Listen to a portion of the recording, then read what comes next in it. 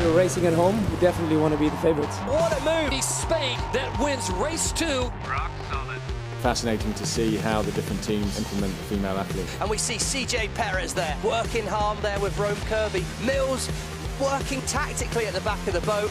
The conditions are going to be totally different. Having raced in windy stuff since Bermuda. That forecast and you just don't know what's going to happen. Angle. Okay, stand by, dive. 3, 2, 1. Okay, go forward. Here we go.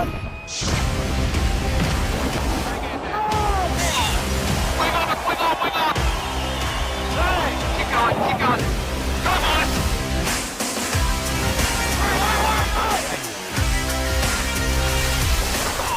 Coming up, boys. Come on. I love this show. We welcome you to Cadiz, Spain, where the world's best sailing talent have come to this historic port city for the inaugural Spain Sail Grand Prix. Season 2 of SailGP has been a memorable journey, and now these Spanish waters are the backdrop as 8 international teams do battle searching for points to launch them to the top of the overall leaderboard. The picturesque beaches, shopping, dining, and historical sites are a constant draw for tourists around the world, and those in attendance are in for a great show on day 2. Today it's Championship Sunday with 2 fleet races on tap before the final race, which will feature only the top 3 teams. Alongside Stevie Morrison and Freddie Carr, I'm Todd Harris. The massive crowd on land and sea will witness these F-50 foiling catamarans fly around a course that is perfectly situated to see some edge-of-your-seat action. Day 2 is going to be epic. Before today's first race, let's check in on the water with Allie Vance. It is full on out here, Todd. We've not seen anything like it this season. Yes, we had winds at the first event in Bermuda, but the difference here is the sea state. There's a big swell. It's making it seriously tough for the teams. It's blowing 34 kilometers an hour from the east over the city, so it's gusty as well. No surprise the boats are kitted out with high-speed boards and 24-meter wings and the maximum 6 people on board. Now, the teams, they've been out in the bay for an hour or so trying to get used to these conditions. One gust, though too strong, saw the Spanish boat capsize. The sailors are all safe and okay, but the boat suffered extensive damage. You can see the top part of the wing completely ripped off.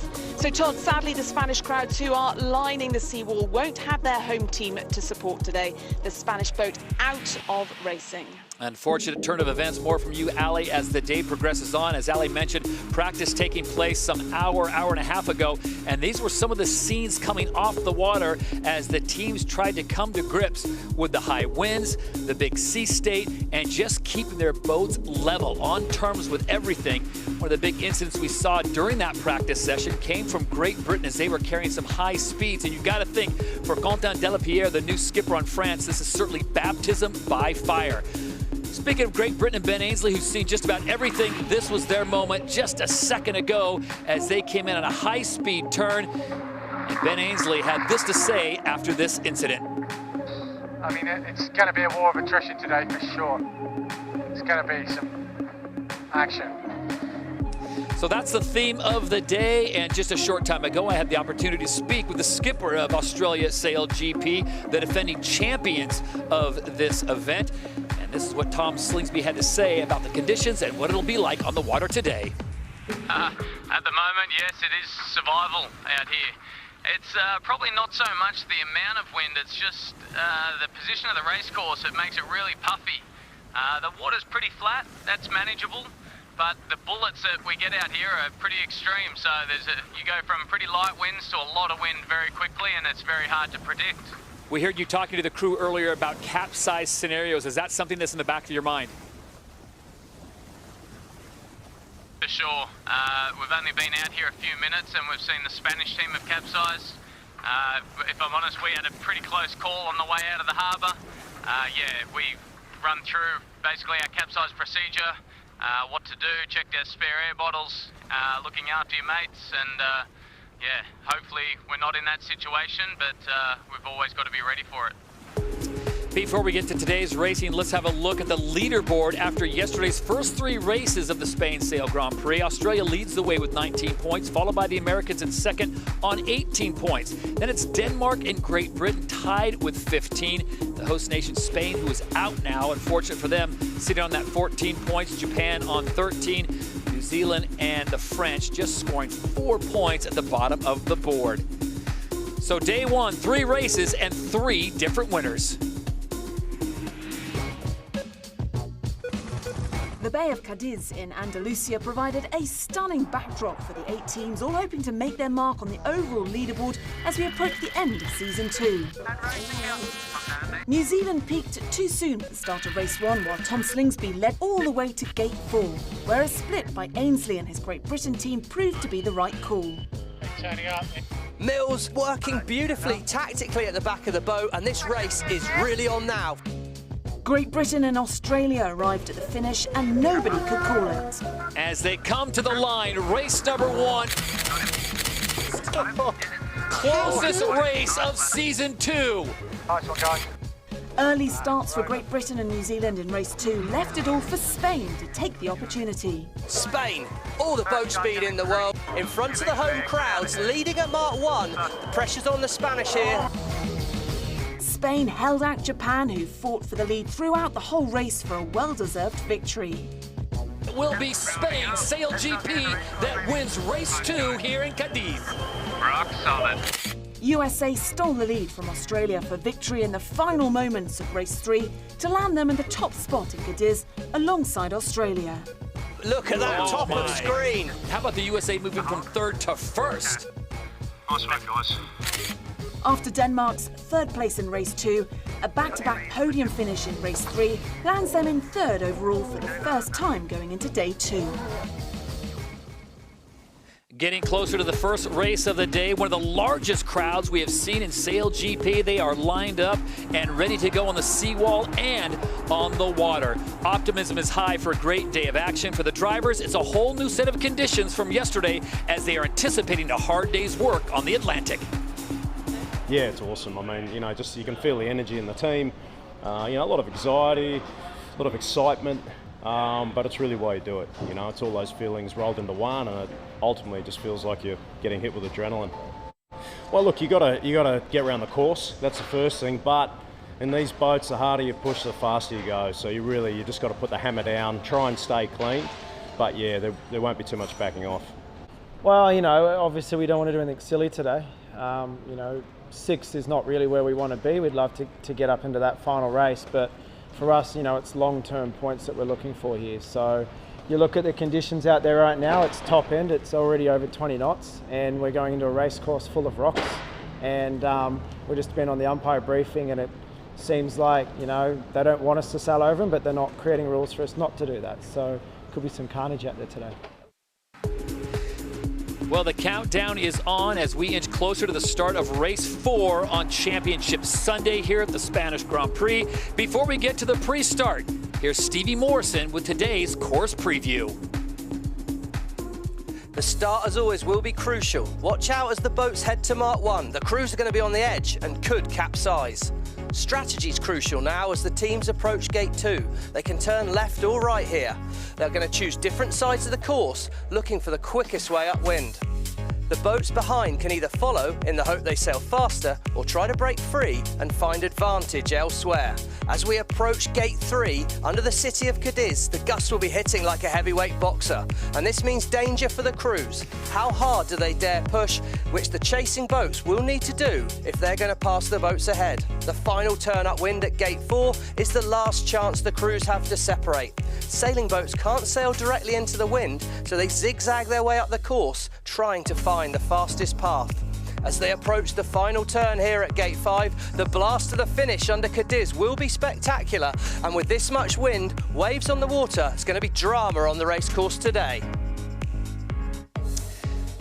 So after 5 events of Season 2, this is the standings. Japan has the 2-point lead over the Americans and the defending champions Australians. Great Britain still in the hunt on 32 points. There you see Spain, they'll take a big hit today, not being in the final 2 races. And then New Zealand, Denmark, and France. Not on the scoreboard yet, but sailing earlier this week for the first time were the principals of the new team from Switzerland, who will be joining SailGP next season.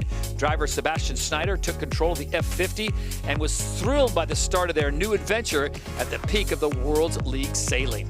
What an impressive performance as the Swiss get ready to roll out their new team here on SailGP.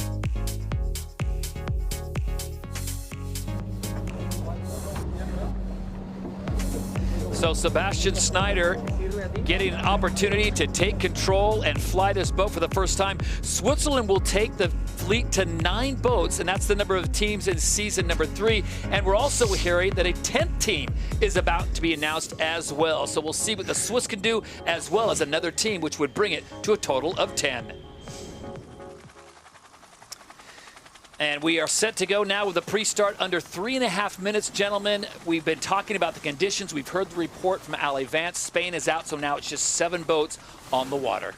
Oh boy, my pirate bones are twitching today. This is going to be a proper standout day in the whole of Season 2. We've got massive gusts and shifts rolling off the city that you can see. There's rocks on the race course. We're on the 24-metre wing where I think we could be on the 18. That's kind of like driving on slicks in the wet if you're on a Formula 1 car. And the caveat on top of all of that is that every single crew has got a massive amount to race for today. This is going to be a pivot day. I think we're going to see crashes. I think we're going to see close to capsizes. I cannot wait. But yeah, I think it's just great to see this much breeze out here. And, well, action-packed, and we've had plenty of action already today. Yeah, as we approach 2.5 minutes to go, this was the scene earlier today. A spectator sent this in, and that was the moment that Spain SailGP put it over on their home waters. That's amateur footage, and when the boat capsized, the top of the wings are just made out of carbon fibre. So strong in certain planes, but weak in others. The top of the wing is made out of Clysar. It did not stand a chance as they capsized at close to 90 kilometres an hour.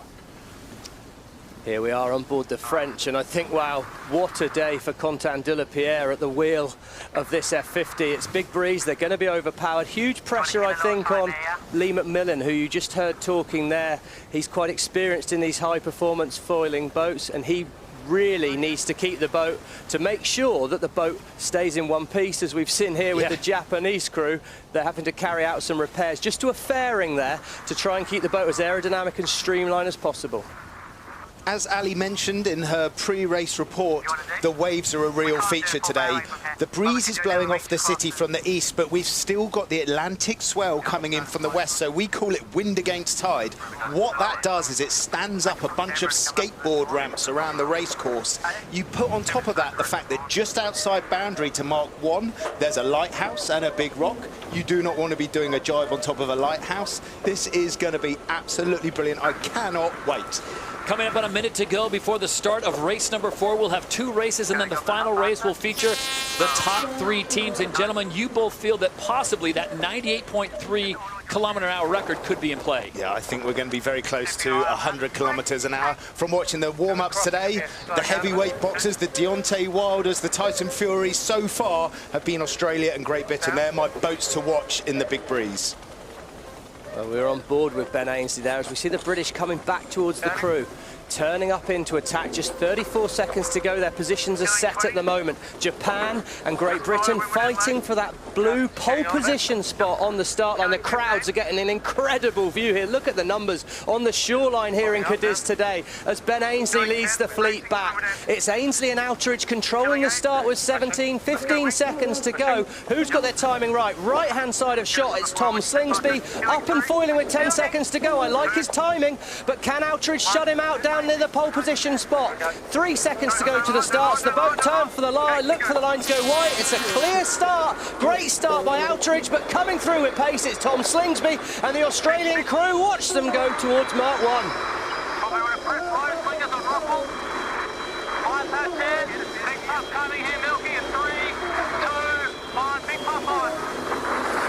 And a clean start across the board as they hit mark number 1. Look at the speeds, hitting close to 90 and an incident there as Australia and Denmark come so close together. I cannot tell you how well Nikolai Sehested did there. That was incredible reactions.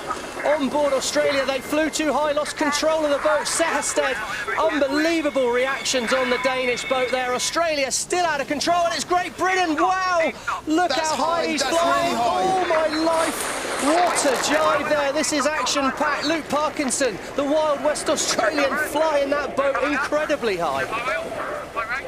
That's really interesting. Someone was saying e-stop, e-stop. That means the electrical boat has shut down. Somebody's hip has hit the e-stop button. You have to restart the boat while it's doing 90 kilometres an hour. It's a penalty for Great Britain, we can see on the scoreboard there. They need to lose 20 metres now. Look at these speeds. Safe roundup is the chat at the bottom. This is where, in the high speeds, this is a very high-risk area as they turn up. This is where Campbell James broke his leg in the practice in Aarhus. Let's listen to what the Japanese have got to say and how they're going to do it. It's the voice of Nathan Outridge controlling the speed.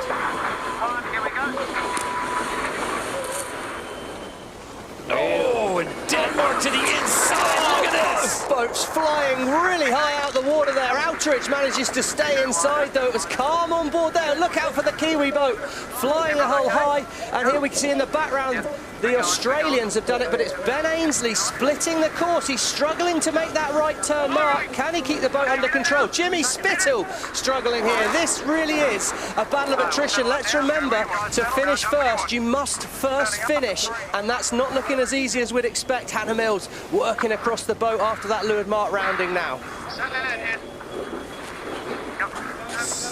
That's the voice of Ben Ainsley trying to calm the crew down. The upwind now's a chance to set the tempo, calm things down, and it's the normal light wind specialist, Nathan Outridge. He's been seen as a bit of a one-trick pony. Is he proving now in a bit of breeze that he's got more than just a light wind speed? So Japan has the lead right now. Denmark close behind as we take you on board Japan SailGP. Just crossing is going to be treacherous today. And it feels like we're riding on board of the Japanese here. They're out on the right-hand side of the course, and this is where the flatter water is versus the left-hand side of the course where the British, the Australians and the Americans are coming from. So these three boats in picture now have made a little gain on this upwind, and that's all because of a flatter sea state. GBR, we can see they've not really made a gain from sailing out to the other side of the course at the moment. It's Outridge with nice control, Peter Burling and the New Zealand crew working well up the middle of the course here.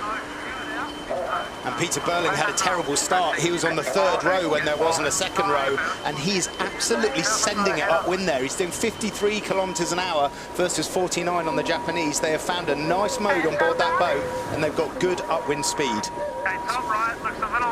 That's the voice of Ian Jensen, the wing trimmer. The wind is a bit lighter under the city, and we see the speed here, 53 kilometres an hour. It's the brains trust on these boats are still racing very, very tactically at the moment. This is very interesting. Japan, Denmark and New Zealand are all locked in together in a little gaggle of three, and the Brits chose to split and go to the other gate, and they are sailing loose and fast and free, and they will re-engage with these three boats as they get to the top of this windward leg. This is the fastest, Freddie, we've seen the Kiwi boat. They've gone from third round at the bottom of the course, and they look fast. Looks like a potential lead change, doing very well. Tack coming up on the boundary. When they enter that white shaded area, New Zealand will have the right of way. We see Japan setting up to tack at the same time. Simo tacks, who does it best?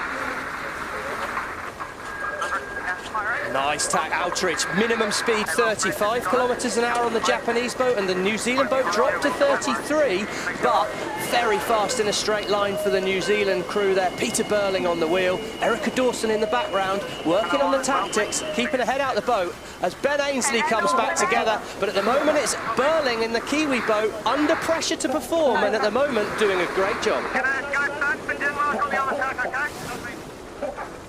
Frantic communications on board as they make their way down next to gate coming up in less than 200 meters. And you can see there, Todd, that the Kiwis are sailing parallel to that yellow line. That suggests they are making it the bear away when they turn away from the wind at the top of the wing. This is a big, big danger moment for the crews and a lot of pressure on the wing trimmer. Blair Tuke for New Zealand under an awful lot of pressure now at this bear away. Can he keep the boat under control? But what a job by Burling and his crew up this leg.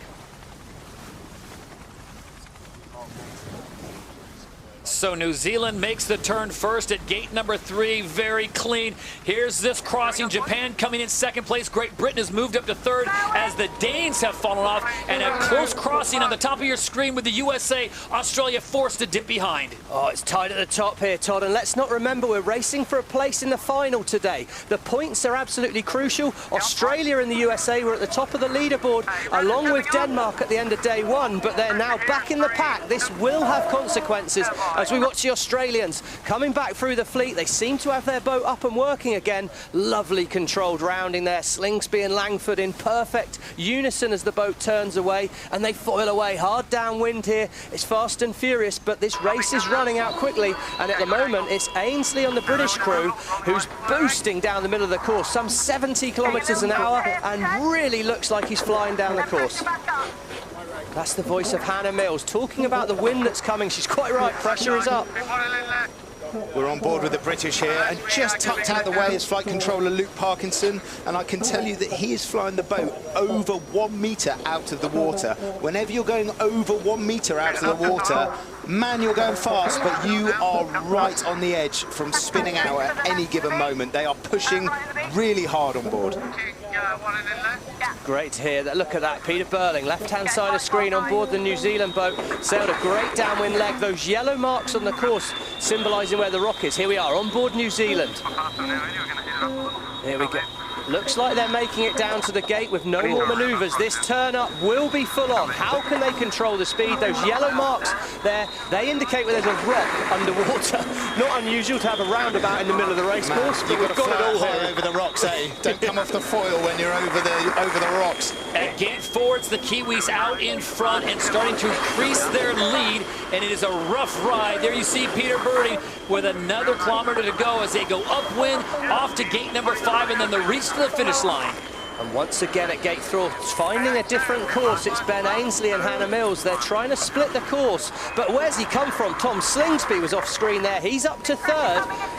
That's the voice of Hannah Mills, calling the breeze onto the boat there, using that 6th sailor position really well. It's Outeridge has had a big problem on the Japanese. Somewhere near the rocks. Oh, he's near the rocks. Let's hope that's not as bad as it could be as Tom Slingsby turns upwind. Jimmy Spithill spins the boat upwind, and these US and Australian crews are back in the race here. Looks like everything's okay on board Japan, but they've lost a lot of distance and positions, and for their overall this is crucial as Australia and USA head in towards the boundary. It's going to be a boundary tack with Australia gaining the right of way. As to the right hand side of screen, New Zealand heads away. Look at the speed drop on Australia. Nice game for Spithill as this race opens up. Final upwind leg, not much opportunity to make your gains now. That was really interesting. As Spithill went round the leeward gate, he said, good opportunity here, boys, and he had Slingsby in his sights. He built the speed into that tack, did a nice tack and is sailing away. Really impressive there.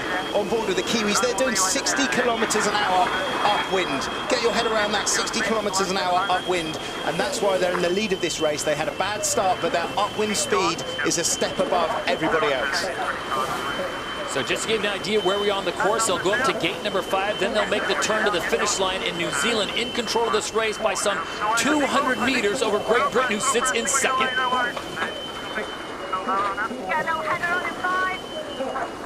Just they're talking about the wind, a little header, that means the wind's going to turn you away from where you want to go.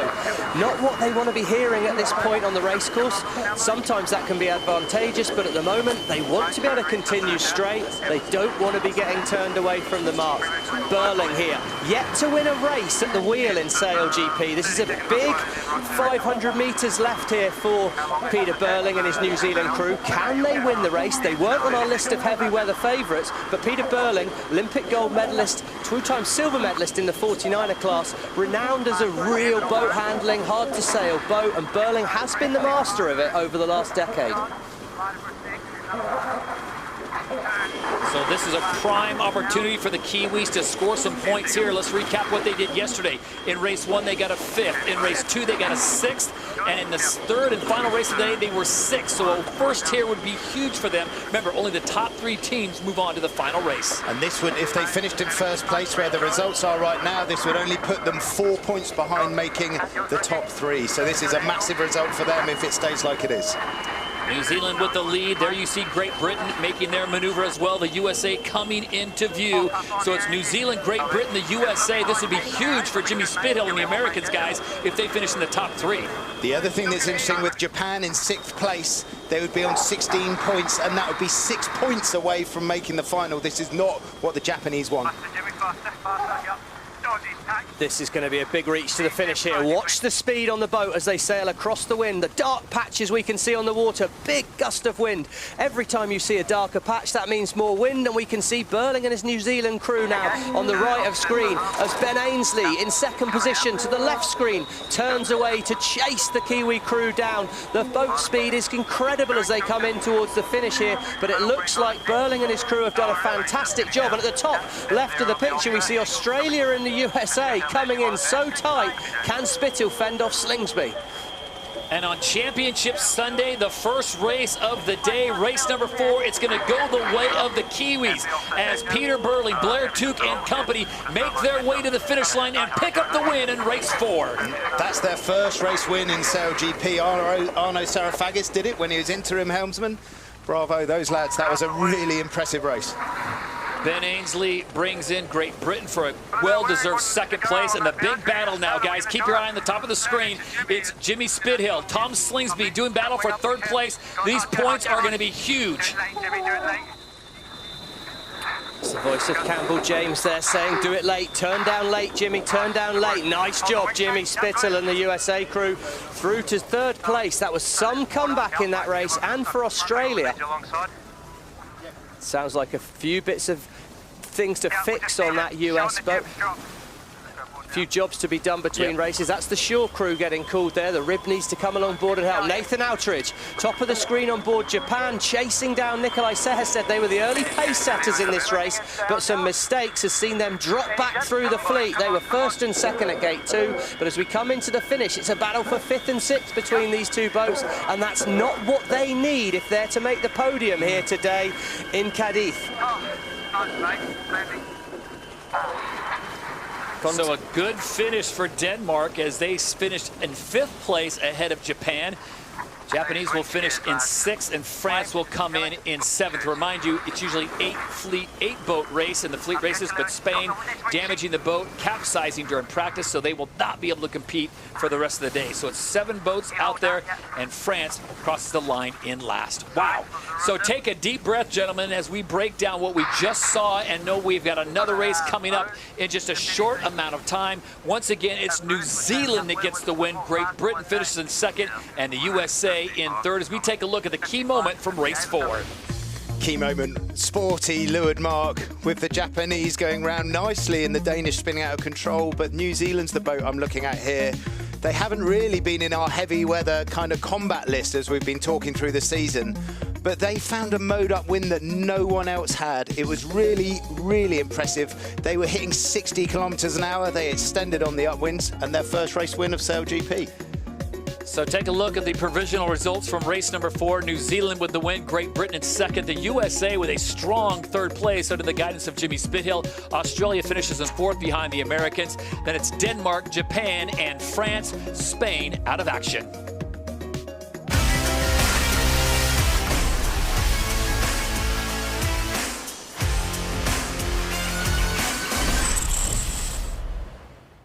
So we're here in Saint-Tropez. We've got 8 boats and 4 tents, so we're sharing with the Australians. It's a crowded little zone, but it's working out really well. Alex here, getting our solar dehumidifier working, putting our spare airs in. Taylor's overseeing the operation. Wax on, wax off. This is our locker room in here, and Once Philippe gets set up, that's where I spend most of my morning. Philippe has all the data from everyday sailing that we've done. And so every day that we go out, we have a good kind of look at what we think the next day is going to be like. This is our little Red Bull lounge out the back here. Yeah, this is pretty nice here, Saint-Tropez. Alex is everywhere we go. I'm everywhere, yeah. I'm nowhere. I had to learn how we're supposed to make all the grinding world work. Flight controller, tactician to now grinder role is an evolving one, so I'm learning, upskilling as we go. Yeah, this is our little world here in the front cockpit. The pedestal is a simple tool that turns the winch back here, and it moves the wing in and out, and that controls heel for the most part. But it just basically adjusts the thrust, the power of the platform, moving the wing. I end up going backwards a lot, as often as you can. We end up trying to be down in the cockpit, so you end up being pretty nicely locked in, and anytime we can get down, it means that the water is going over our heads and hitting the guys in the back. When we go 3 up, the third person in the front ends up having to work the flight controller's position as well as the pedestal. So when we come in off the water at the end of the day, we break the whole boat down, make sure everything's dried out. Tech team comes in and does a fantastic job doing all of our checks. Yeah, we pack it up, put it in the shed, put it away for 8 hours and roll it out again. Thanks for coming along for my behind the scenes project here. We're excited to get on the day racing. Glad to have you with us.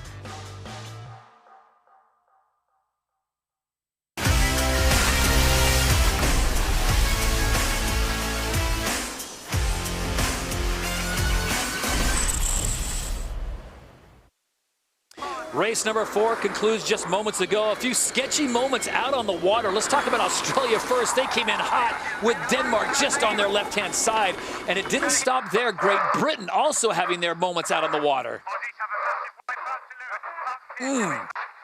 See the Aussies get high, and then they dip it down again, just trying to maintain control. We talked about it with all the skippers prior to the race. They said just maintaining the balance of these boats is going to be a challenge.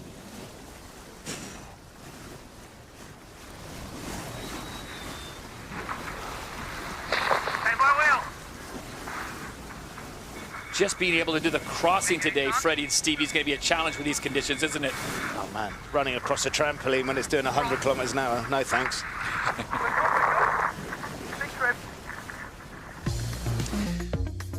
So here is the leaderboard after 4 races with 1 more to go before the finale. It's the Americans and the Australians sitting on 24 points. Great Britain now with 22, just 2 points back. And here's where it gets interesting. Denmark, New Zealand, Japan still within striking distance of getting into that last race. But Denmark, New Zealand, Japan will need a big result in this 5th race before the cut is made for the top 3. But right now, it's going to be tough to unseat Great Britain in that 3rd position to make it into the finale. Massive crowds turning out on a beautiful day in Cadiz. Some of the biggest crowds we've seen all year here on event number 6 of Spain Sail Grand Prix, Cadiz, Spain, as the USA continues to try to repair their boat. Here we go, on board the start line here, we pause the action here to have a look at this. We see first Japan and Great Britain controlling the start, but it's Slingsby in his classical sniper role out the back there. He's looking for the opportunity to fill in. As I pause the action, he's got 2 options. The gap between Great Britain and Japan. I thought he might go to leeward of Japan for that hot spot position. Tom Slingsby thought otherwise, had the boat up on the foils going really, really fast, diving into the gap. And as we stop the action now on the gun, we can see perfect start by Japan, but it's Slingsby at pace who really dominated. Well, the start is huge for every single race, and with the winds the way they are today, it'll be massive here on race number 5, as everyone is going to really push the issue to try to get those points to get in to that final race where only the top 3 compete. Well, here we go. We've got a chance to look at the season so far, and we can just look to the right-hand side of the screen. It shows us the rankings of different skill level. Who's the best at starting? Who's the best at overtaking? We see there, Japan, season leader. They've won a lot of races. Why have they done that? They're very, very good at overtaking boats. Tom Slingsby on board the Australian crew. Well, he's the best starter. He proved that in that last start. Dominated the start. Gets his elbows out, and he's really, really good at leading a race, having won the start. Starts are crucial. If you can't start well, you've got to be good at overtaking. So I've chosen to look from the season so far at boat speeds in different wind conditions. I'm comparing Australia and Great Britain.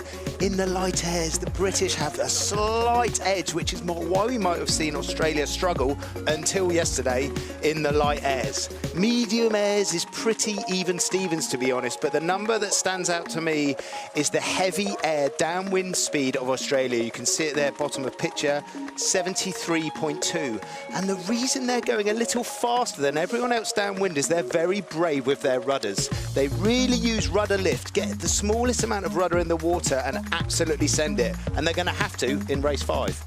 Well, when the weather's this nice in October in Spain, you roll out and you see the world's best sailors, and you'll see that in less than 5 minutes' time. This gives us a good opportunity to educate you more about sailing and the difference between port and starboard. Australia and Denmark are sailing on different tacks, with the wind coming from the right side of screen. Australia is on the starboard tack, with the wind blowing towards the right side of the boat. Denmark is on port tack, the wind blowing toward their left side. The boat on starboard has right of way, so Denmark must keep clear, and in this case chooses to pass behind, which costs them time and distance.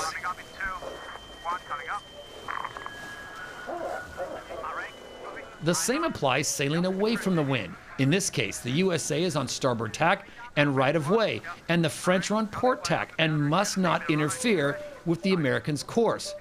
Bisson cannot get ahead of Spithill, so he must sail behind the Americans, and it costs time and distance.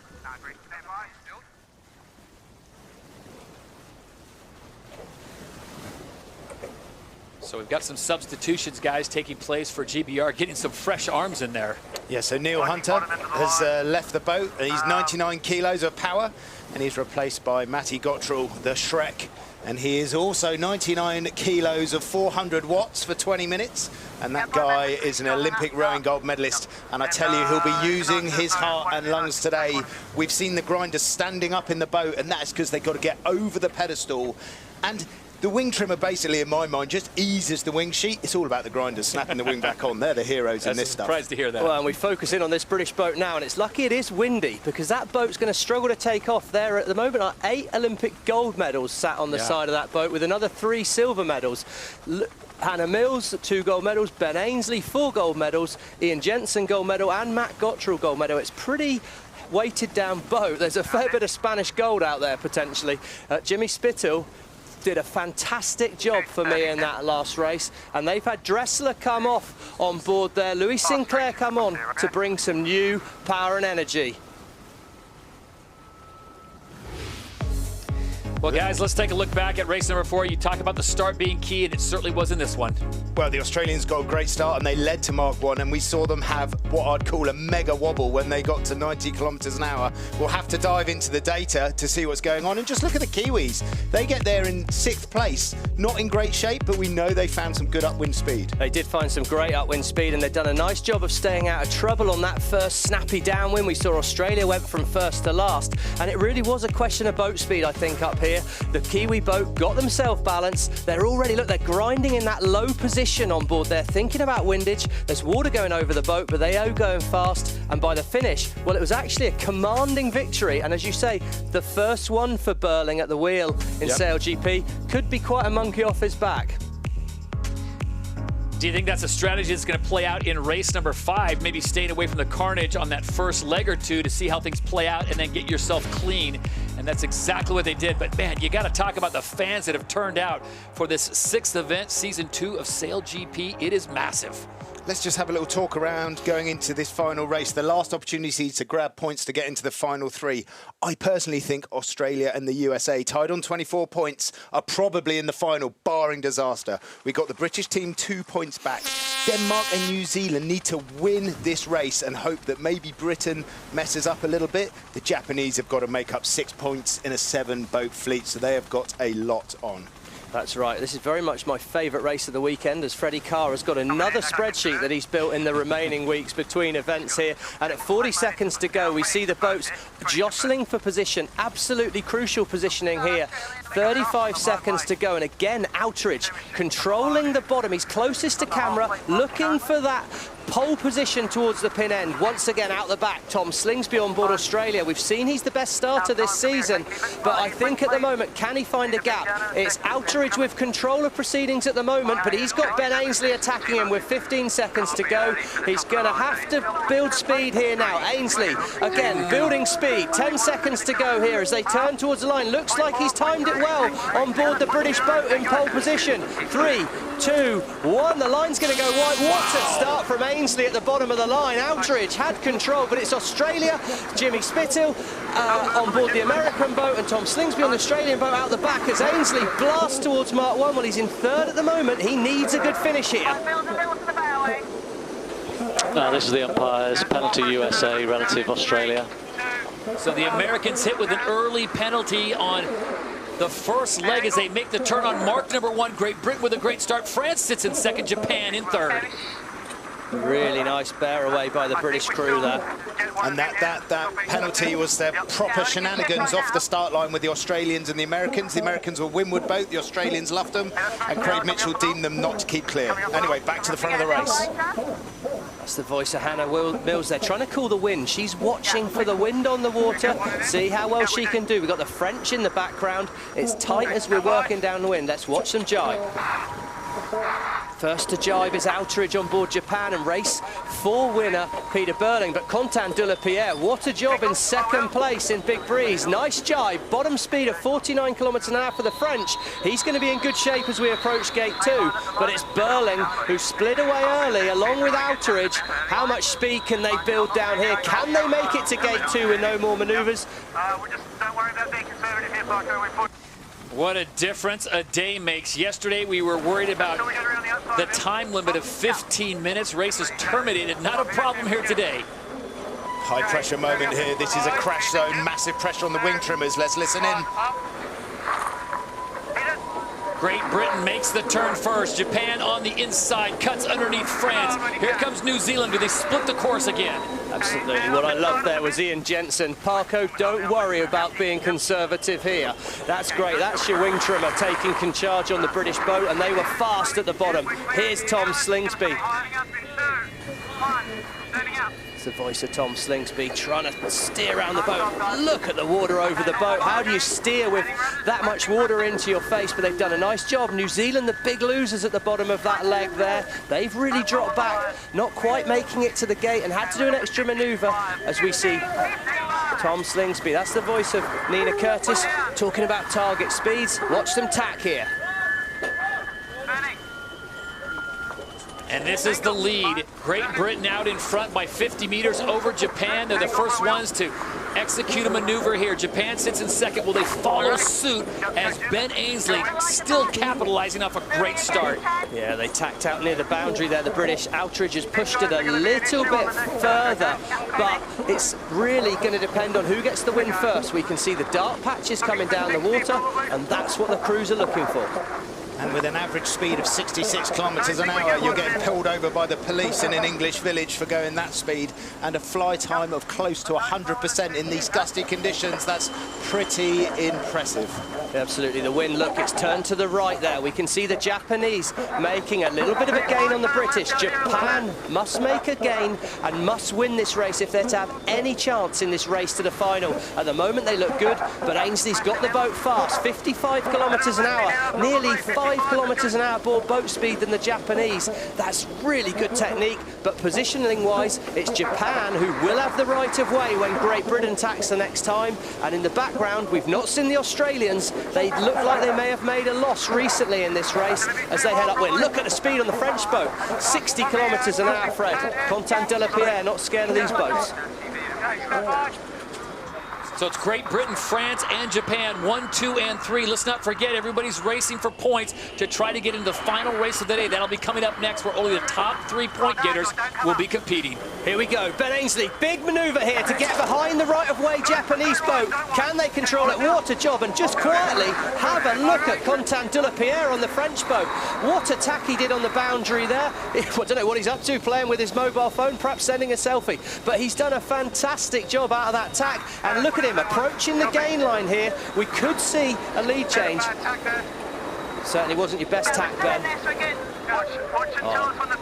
There you go, it's Hannah Mills there trying to calm things down, and that's Ian Jensen asking Hannah Mills to watch the French boat. When the French start to tack, they will have the right of way, but Quentin de la Pierre, look at the boat speed. Yeah, the boat speed, this is a very different look on the French boat. They're normally high and slow on the upwind.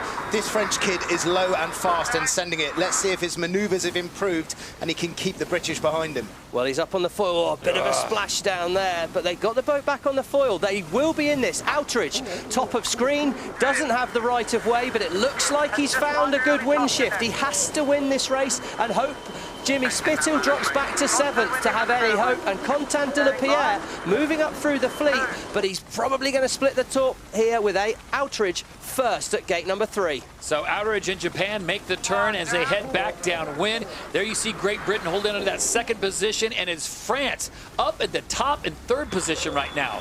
So Outridge is where he needs to be leading this race, but for him, it's not unfolding how he wants it, with the British right on his tail, and Australia and the USA in 5th. So right now it's going to be Great Britain, Australia, USA in the final. Outridge making a real fight of it, but he needs a mistake from one of those 3 boats. Australia now makes the turn.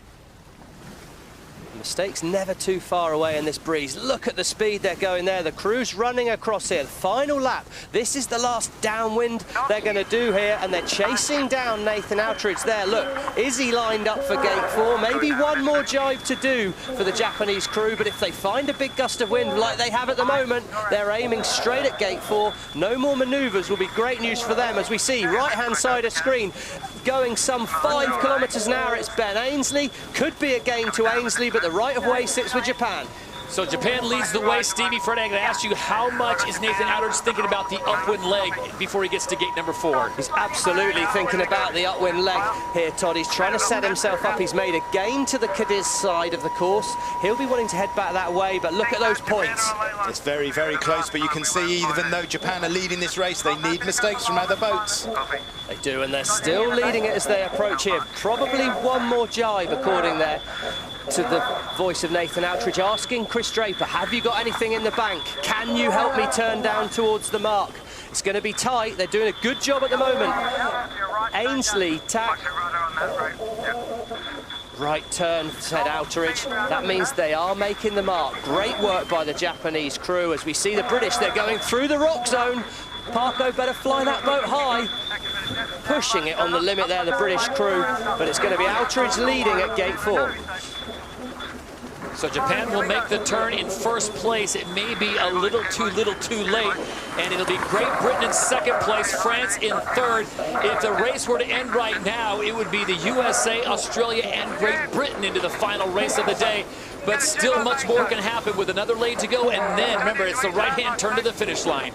That's right, and Australia, they're the first boat to be able to turn left. They're in 4th place. That's enough for them to get to the final, but they need to start finding their straps. They need to start finding some form before the final. Jimmy Spittle as well. He's struggling here in this race. It's enough to make the final as things stand, but one more upwind leg to make it. Just 3 minutes of this race left, and they need to start finding that form. Are they to make it to the final? You don't want to be going in by just scraping through. This is kind of what New Zealand did in race 5 in Saint-Tropez. They had a cracking first day and the wheels fell off in race 5. It's what we're seeing again here. There is the current leader on course. Race number 5, it's Japan out in front. But right now, if the race were to end this way, Japan would miss out on the top 3 by more than 4 points, 28 to 24. They were hoping the USA would have bigger problems. New Zealand and Denmark really bailing the Americans out, finishing behind them. It's a bit of a trial of strength here. Look at the speeds on the top of the mast. The Japanese boat now up to speed, pushing over the top.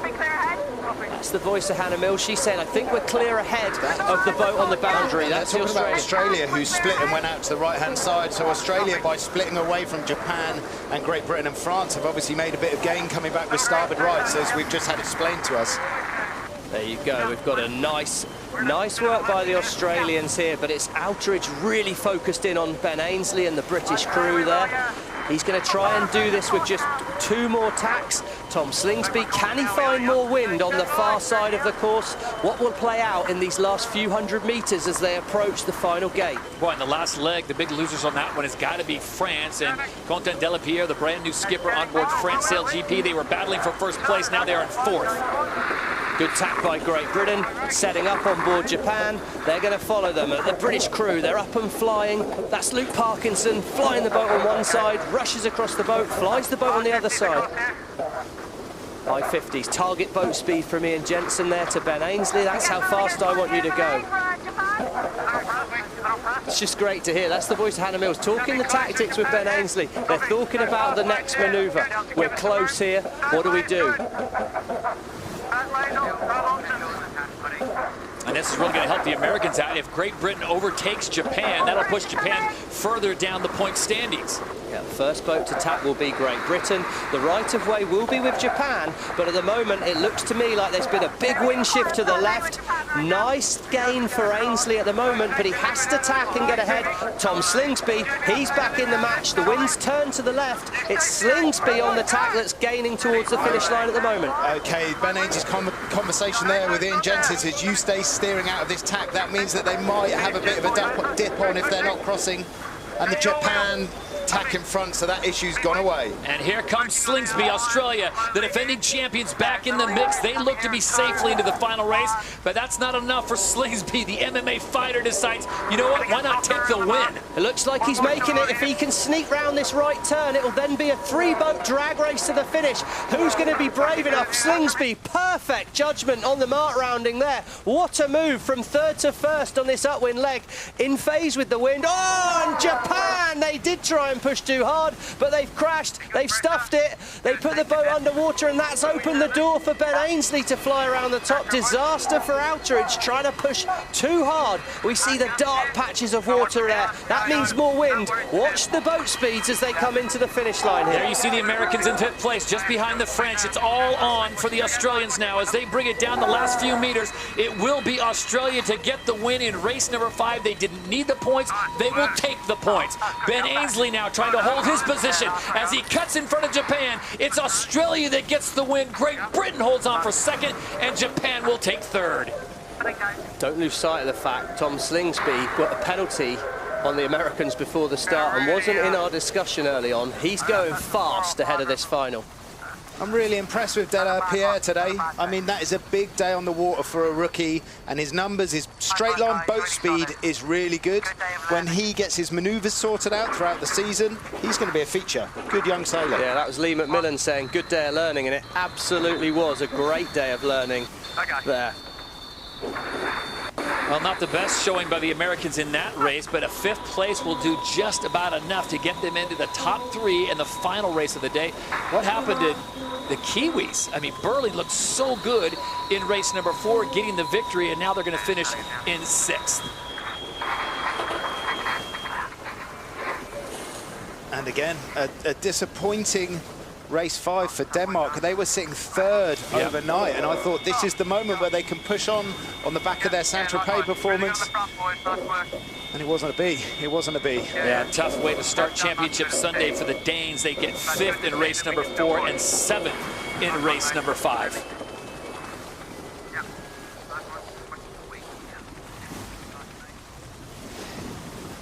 So let's take a look at the provisional numbers here as we do the crunchy to see who is going to be in the final event of the day. And, well, I'll tell you what, Ben Ainsley made no doubt about who was one of the strongest boats of the day. But the key moment, let's go back to Australia, getting into that lead. Yeah, and again, just finding they went around the last leeward gate and they split away from the fleet, and that gave them leverage. They did one less maneuver than these other boats, and they sailed fast upwind. It's really easy to find your own mode when you're not sailing around other boats.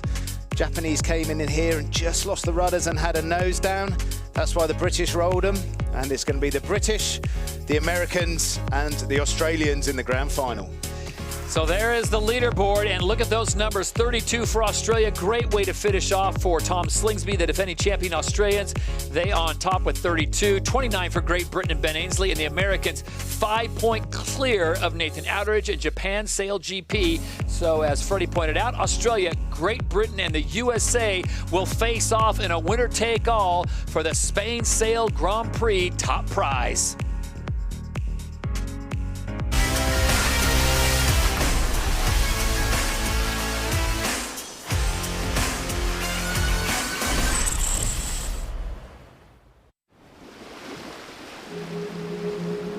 It's always been the ocean first for me.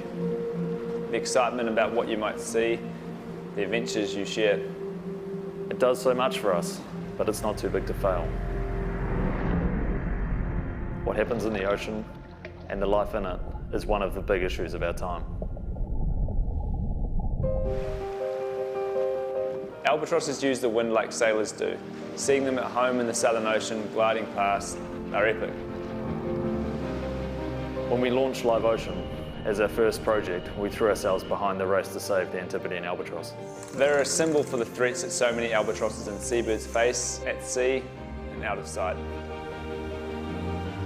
Albatrosses are excellent indicators of the state of the wider ocean, and if they're doing well, you know that the ocean is a healthy place. They're incredibly special animals because they're perfectly engineered to exploit the marine environment. The number one threat to albatrosses globally is incidental mortality in longline and trawl fisheries. They dive down on the baited hooks. The estimates are that something like 160,000 seabirds, of which 100,000 are probably albatrosses, are killed every year. We need to pressure governments that effective mitigation measures are implemented by fishing companies and vessels. This really is a conservation crisis. If nothing is done, then many albatross species face extinction. These voyages roam the ocean.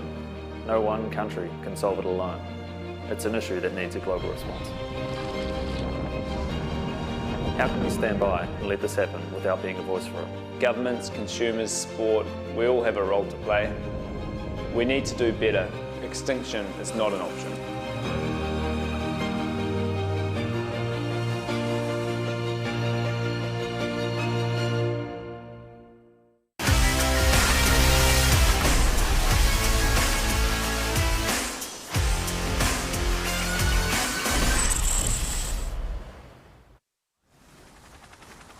Australia sits and gets ready for the final race of the day, where they will be joined by Great Britain and the United States.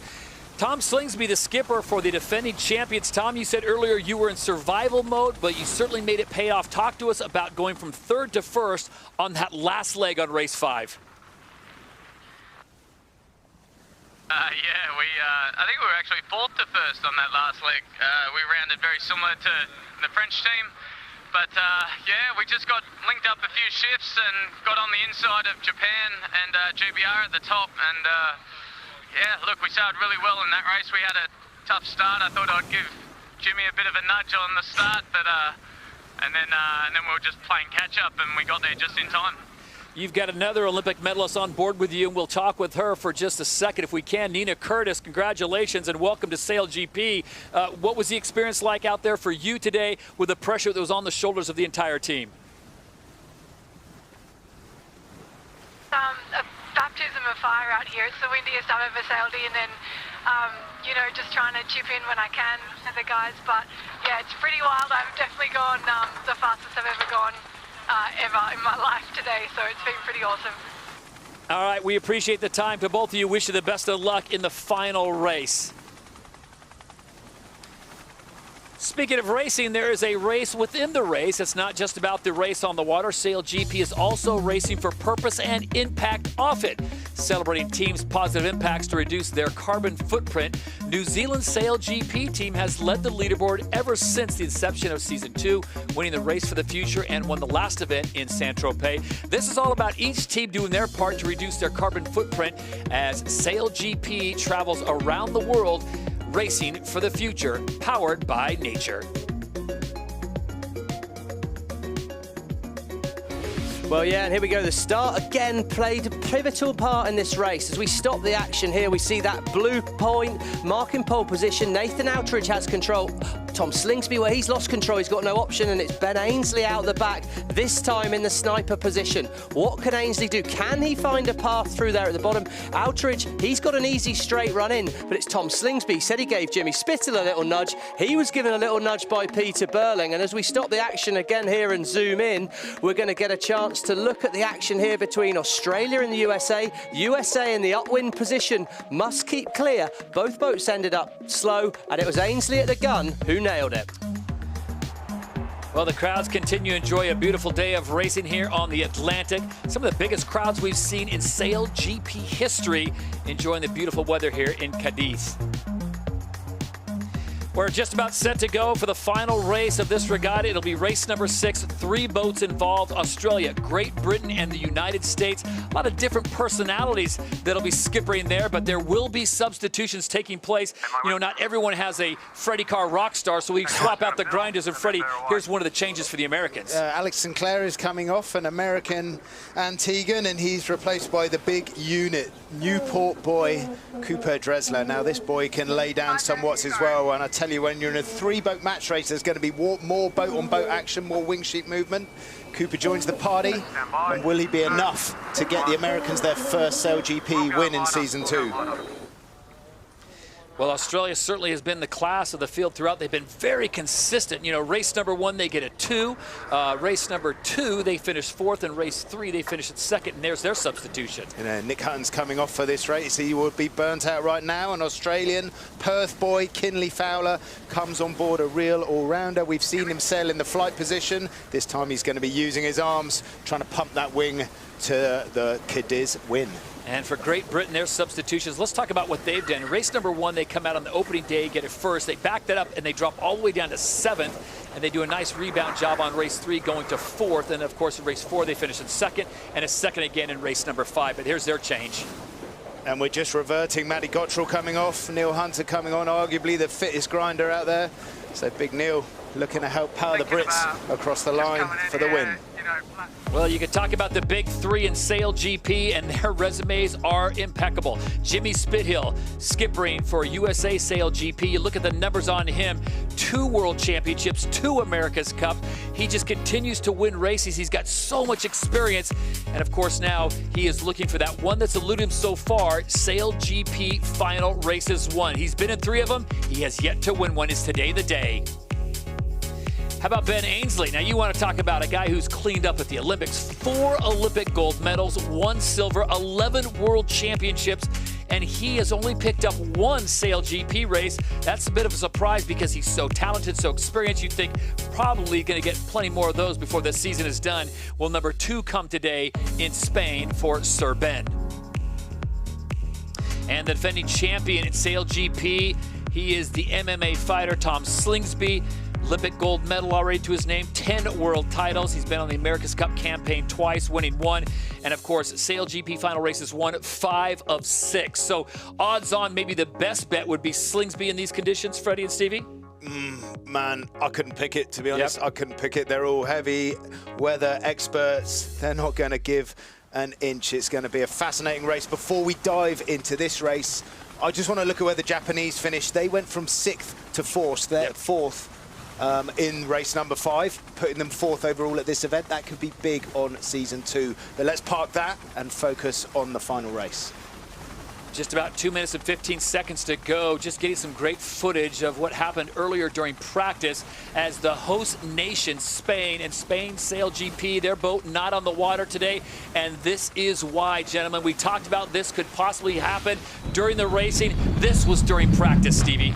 Yeah, they just in a bear away there. They've got very high out of the water. You see the boat pitching. Look at the crew fall into the wing there. Wow, luckily great. We know that everyone was okay, which is great to see, but they flew too high into the bear away. They let an awful lot of wing sheet out, which didn't help as well. There'll be some big learnings in there for this young Spanish crew.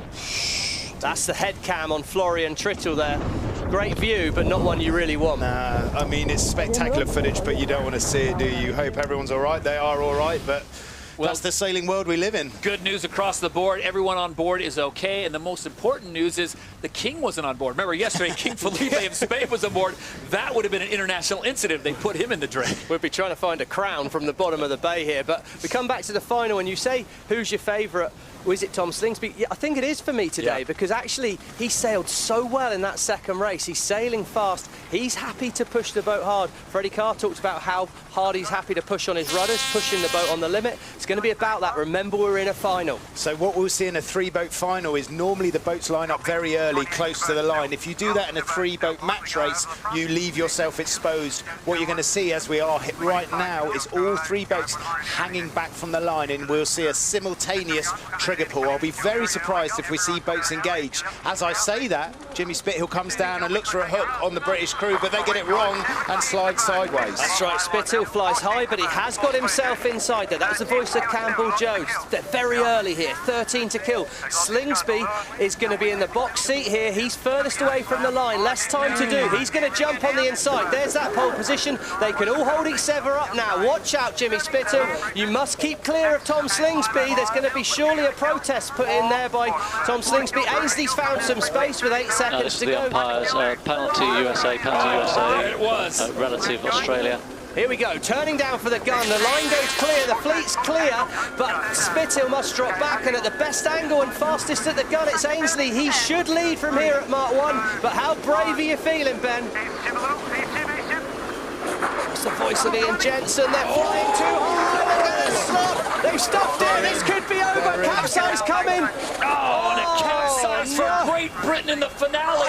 And so now it is 2 boats battling for the title as Australia sails away. Oh, my word. Didn't let the jib sheet out on board there. There was a little bit of Grimsby dockyard language on the boat there, unfortunately, from Ben Ainsley and his crew. Big moment, understandable, and boosting away now. Oh, and there's a problem with the American boat. Tom Slingsby, what a job here. Turning downwind, he's done a great job at the start. We know how brave he is, Slingsby. Finish first. First you must finish. So first he puts it on Jimmy Spithill in the start area, gets the penalty on the Americans, and then waits and watches as Ben Ainsley and the Brits put it over, and now it is all Slingsby sailing away. There we go. That was Tom Slingsby saying, your comms are off Milky.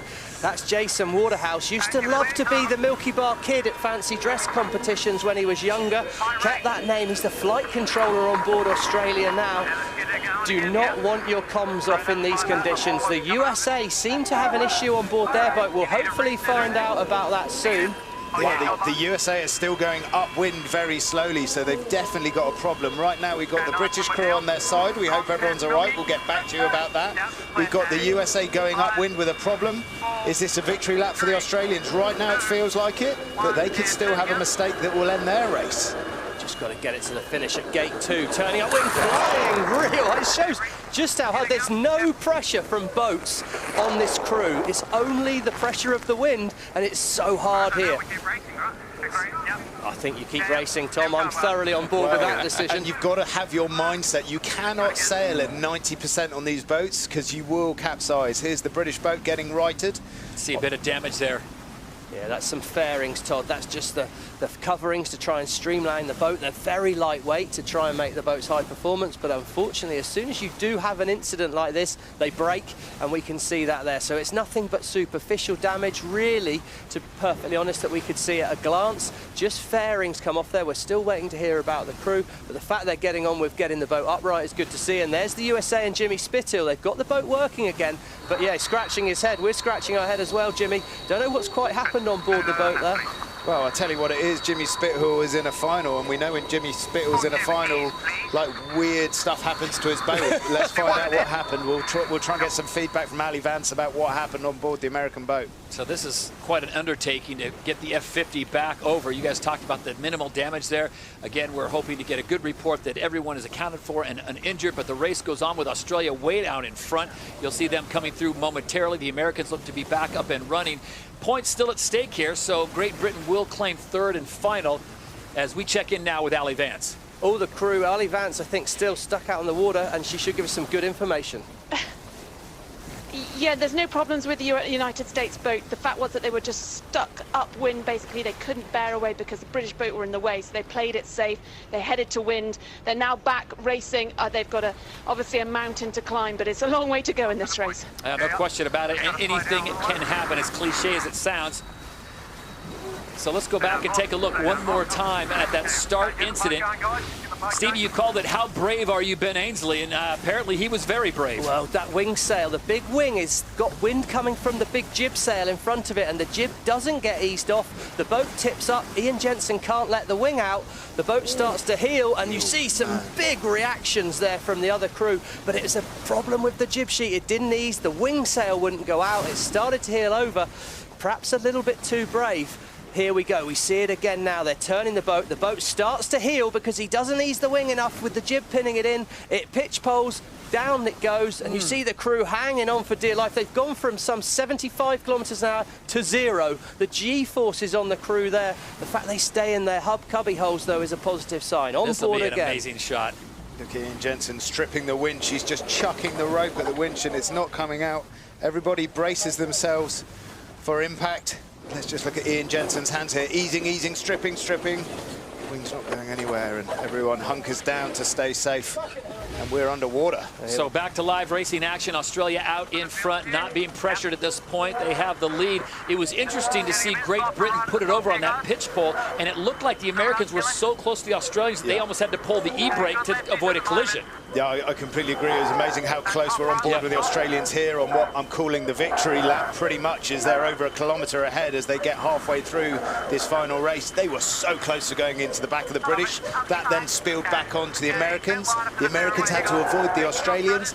And for me, the Americans made a smart call, not doing a low-speed bear away. They knew they were probably going to pick up second. That's all good for season 2 points. And we take a look at the Australians as they make the turn at gate number 3, now onto leg number 4 of 6.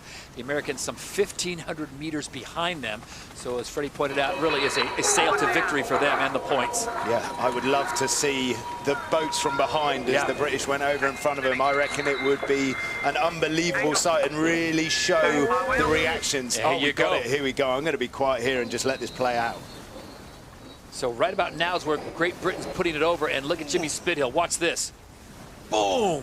Big reactions there, and you just see the quick turn. It's the choreography between the flight controller, the helm, and the wing trimmer. The helmsman had to steer so quickly there, driving the boat. You don't learn that. You don't learn that. And the flight controller can't keep up. It's just instinct. That's all that is. We see that. We come back on board now, live with the US crew, heading upwind here. And wow, it's been a big day out. Good learning opportunity for the Americans, and keep pushing here because you never know when one of these big gusts could surprise the Australian crew and give us a race, as we see there. Tom Slingsby blasting downwind on board the Australian boat there. Of course, we're going to be going to Australia next leg of the SailGP season will be in Sydney Harbour, and we take a look at the speeds here. Well, one boat's going downwind, one boat's going upwind, and look how much faster you go downwind, away from the wind. Australia doing 75 kilometres an hour, and their fly time at 83%. Massive there, but of course we know that that's not a fair reflection of the US crew in this race, but this is a fair reflection of Tom Slingsby. Are we racing? We really are racing. We're going hard all the way to the finish, no matter what, giving the crowd a great view here in Cadiz. And if they hold on, the Australians, the defending champions from season number 1, what a bit of momentum they'll take into December's event down on home waters. Yeah, and this thing, Tom Slingsby seems to be all about momentum, Todd. This guy, he is the Ricky Bobby of SailGP. He's either first or he's last, and right now he's out in front, driving the boat on the limit. Look at that, do you see his leg go up there, Todd, getting ready for the G-force in the turn to hold himself in his position. That really was a lot better than the last time they rounded up, where the boat flew out the water. Final upwind leg here for the Australians. Talking about target speeds, 50 to 55 kilometres an hour of boat speed is their target speed. That's into the wind. Let's go back to second place, and the Americans, who were not really involved in the incident, but they did have to get away from the Australians. As we listen to Jimmy Spithill on board, continuing to race on. Again, these are points. They're going to finish in second place. The good news for the Americans, it doesn't look like they've broken the boat, and it doesn't look like broken anyone on board. Well, and America, as it stands, Australia And America gaining points on Japan, and it's just going to concertina the overall season 2 scoreboard. It's going to be very interesting to see what that looks like at the end of the day. CJ Perez getting the ride of her life back there, the 18-year-old from Hawaii.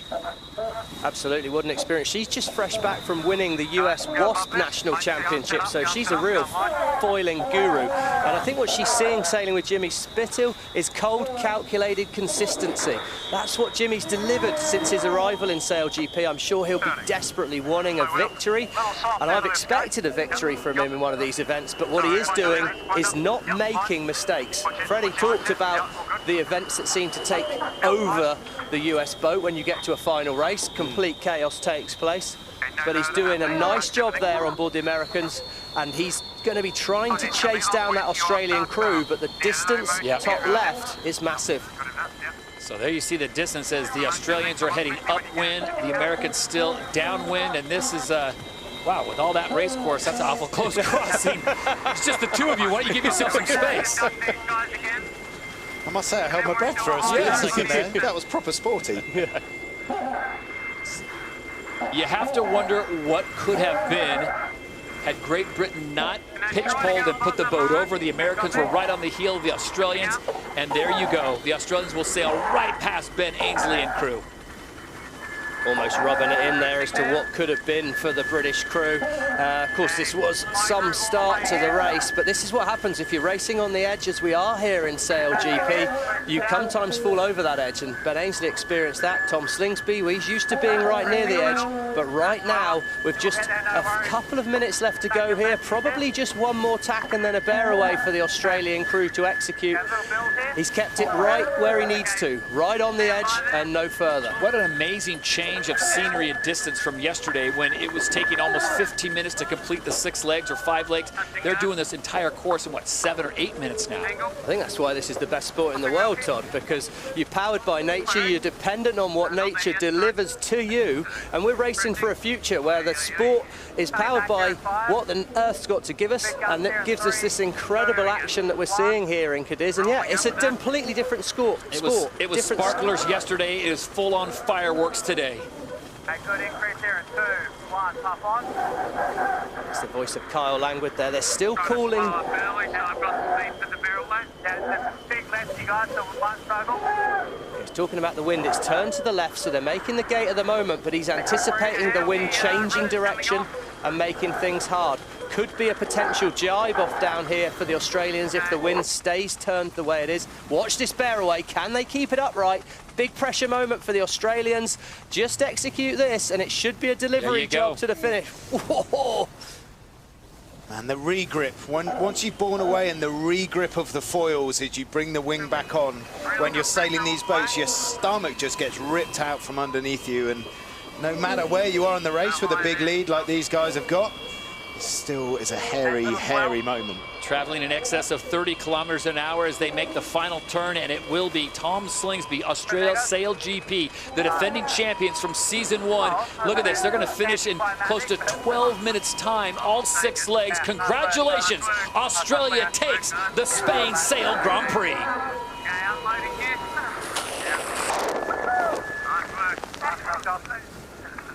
Kind of nice to see Tom Slingsby with a smile there after the disappointment of finishing last in Saint-Tropez. Big moment for that Australian crew, and for the season as it is, they're going to go into a home event in Sydney on the back of a victory.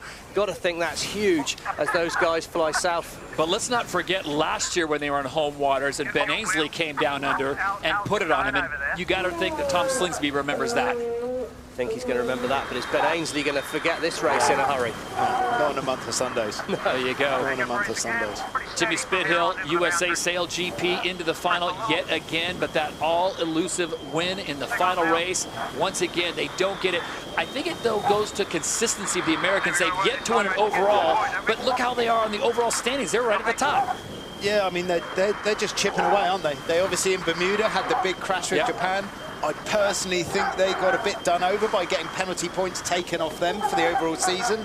If you put those penalty points for the overall season back on the leaderboard, they'd probably be leading season 2. So they're just chipping away, constantly making finals, very rarely outside the top half of the fleet. I think they're really happy with this weekend.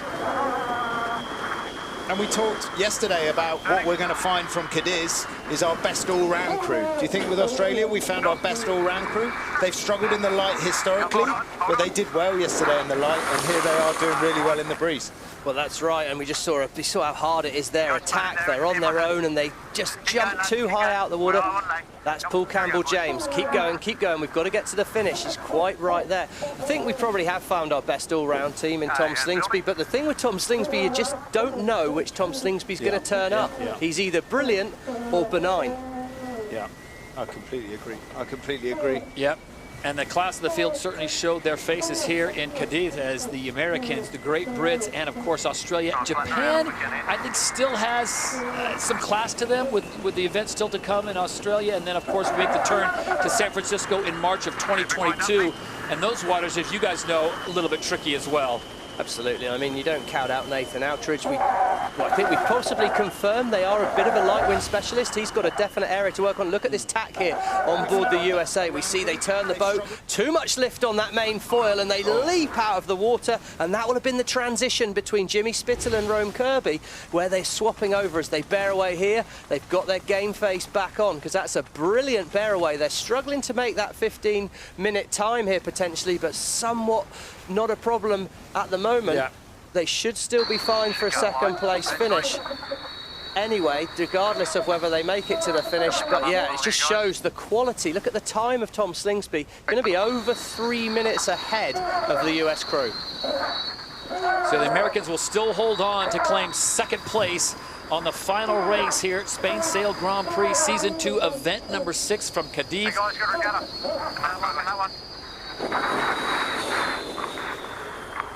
That was a good regatta to me, Todd. Second place again, consistency counts, and done a really, really nice job there. And yeah, what a first day out in a final for CJ Perez, just 18 years old. I wish I could have been on the boat like that back then. That is some serious experience as the party and the celebration has begun, as the Aussies waste no time as they claim the victory at Spain Sail Grand Prix, the inaugural run into this great event, and congratulations to them, and thanks to the town of Cadiz for being such great hosts. Well, there's only one key moment to talk about. Let's be honest, it's the GBR Capsize. We talked about it a lot in the racing, and we heard Ben Ainsley say, ease the jib, ease the jib. Richard Mason, who's in charge of easing the jib, he's trying to put down massive watts on the handles, moving the wing in and out. He's got foot buttons to hydraulically ease the jib, and sometimes it's really hard to locate your feet to ease that jib at the perfect moment. Really, really tough moment for the British crew, but they're going to Sydney next, where they won last year. And the Australians enjoying the waters here in the Atlantic, and everything's better when you win. And Carl Langford said, I'm glad we didn't push on the rudders on that first reach. They obviously made a conscious decision with Waterhouse just not to push the rudders so hard, as we were talking about in our insights. On that reach, they just hung a little bit back on the rudder lift, and it paid dividends. That's right, it's always the battle. How hard are you going to push the car? How hard are you going to push it into all these manoeuvres? Tom Slingsby, well, he's never afraid to push on the edge, but that's a bit of maturity there from the crew on board that Australian boat, and it's going to be great to hear what Tom has to think about things in some final race. Once again, the final results of race number 6. It's Australia getting the win, the USA in second. Great Britain will hold on for third. We're now happy to go on board Australia. Tom Slingsby, the driver. Tom, you said earlier you were in survival mode. First of all, take us through that first reach to mark number 1. What did you see from the Great Brits? I think we had the best seats in the house for that capsize. Yeah, they were going so quick, and we saw them get a little high on the foils, and then I think he might have lost a bit of steerage, and the boat started bearing away, and they were going so quick, and then we saw them go into the capsize, and glad to hear everyone's okay. And but yeah, as I said, it's a game of survival today, and yeah, very happy with our team. We did an amazing job and took the win. Bravo to you for your instant reaction. You knew the Americans were right behind you. Were you more concerned about avoiding Great Britain or just keeping your boat upright? Yeah, obviously avoiding Ben was number one. And then we didn't know what happened to Jimmy, sorry. We saw him hold up and stop. We didn't realise apparently he had a big big sort of nosedive. But look, we were asking ourselves, the race is still on, right? And we all agreed, and we just said, okay, we're basically just sailing the boat round safely and trying to just lock in this win because it was ours to lose then. Tom, we appreciate the time. We'll see you in December for the Australian Sail Grand Prix. All right, thank you very much. So the Aussies win in Spain, and you got to think that Nina Curtis might be their new lucky charm. Yeah, she's done a great job there, and great to see the whole crew sailing. Unique experience there for the female athlete Nina Curtis on board there, but it was an amazing race that we've seen here. Amazing day out on the water, and of course it's a day full of highlights out here in Cadiz.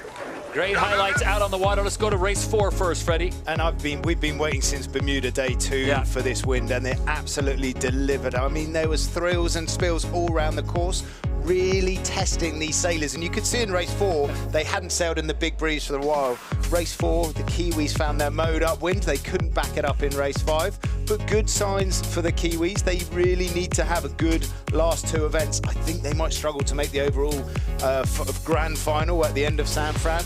Absolutely, and race 5 again, it was Ben Ainsley out of the blocks, and I think what set me up here thinking that the Australian crew did look so good was, although Ainsley was ahead early on, Outeridge in second place. It was Outeridge, who's not renowned as a windy weather sailor, getting chased down by Tom Slingsby. They didn't have a good start. We had some really tight moments in this race as Great Britain and Nathan Outeridge duked it out, but by the finish, it was Tom Slingsby reading the conditions here in Cadiz, and I think if there was a moment today that defined it, it was that upwind and Tom Slingsby coming back. Wow, we're going to be talking about this for a while. So Ben Ainsley, massive capsize after the perfect start. Tom Slingsby, fearless, boosted away, and he left Jimmy Spithill for dead. It wasn't all plain sailing though on board that Australian boat as we see the boat leaping out the water. It was so hard, but it was a huge day out on the water. Well-deserved victory for Australia, but one we're going to talk about for some time. And the celebration well underway on board Australia Sail Grand Prix. Welcome to Sail Grand Prix, Nina Curtis.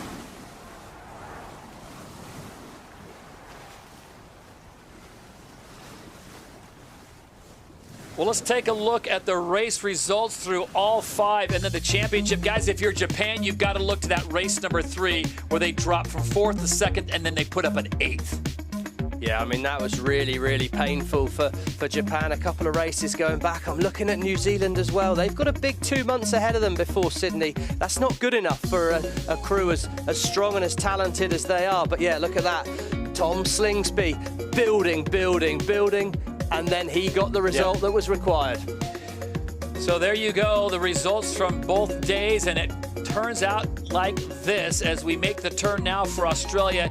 It is the Australians 1 point clear of the Americans, 45 to 44, and Japan also sitting there in 44. So a great opportunity for Nathan Outeridge to regroup as they head down there. You can't say enough about Jimmy Spithill. Consistency has kept them in the running, and Great Britain may be missing out there with an opportunity to gain some more points. They are in 4th. For the rest of the field, though, Freddie, I see 5, 6, 7, and 8. It's a work in progress. Without doubt, work in progress. Look at Japan and Great Britain going into Sydney. That's where the battle is. And how about these shots coming via GoPro? If you want to know what it's like to be in a capsize moment, but you don't really want to be on board, well, there you go.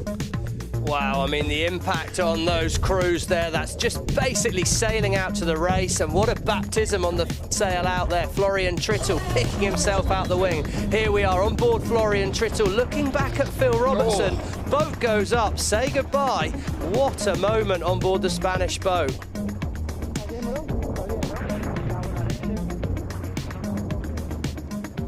Back on board Australia, they will celebrate well into the evening once they get that boat in, and it'll be a nice night in Cadiz for the Australians. Well, that'll wrap things up here from the first Spain Sail Grand Prix from Cadiz, event number 6. Event number 7 coming up in Australia, December 17th and 18th, 2021, just before the holidays. So that'll wrap things up from Spain. On behalf of Ali Vance, Freddie Carr, and Stevie Morrison, I'm Todd Harris saying adios for now. We'll see you next time down in Australia.